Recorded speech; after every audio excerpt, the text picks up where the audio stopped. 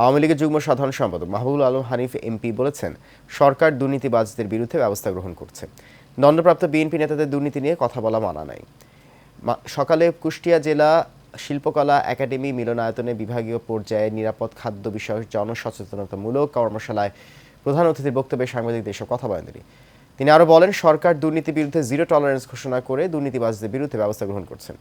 দুর্নীতির জন্য সরকারকে ঢালাওভাবে অভিযোগ করার কোনো সুযোগ নেই। এ সময় অন্যান্যের মধ্যে বক্তব্য রাখেন কুষ্টিয়া 1 আসনের সংসদ সদস্য রেজাউল হক চৌধুরী, কুষ্টিয়া 2 আসনের সংসদ সদস্য কামারুল আরেফিন, কুষ্টিয়া 4 আসনের সংসদ সদস্য আব্দুর রৌফ, বাংলাদেশ নিরাপদ খাদ্য কর্তৃপক্ষের চেয়ারম্যান অতিরিক্ত সচিব জাকারিয়া সহ অনেকে।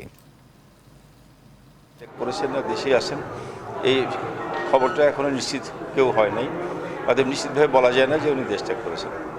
দ্বিতীয়ত হচ্ছে যে রাষ্ট্রের যে কোনো ব্যক্তি, সে উচ্চ পর্যায়ে হোক আর নিম্ন পর্যায়ে হোক, সে যদি কোনো সরকারি কর্মকর্তা কর্মচারী বা কোনো ব্যক্তি যদি কোনো অনৈতিক কোনো কর্মকাণ্ডে জড়ায়, তো এটা হলো প্রথম কাজ হচ্ছে রাষ্ট্রের গোয়েন্দা সংস্থাগুলোর কাজ, যে তাদের সম্বন্ধে সঠিক তথ্যগুলো সরকারের উচ্চ পর্যায়ে দেওয়া।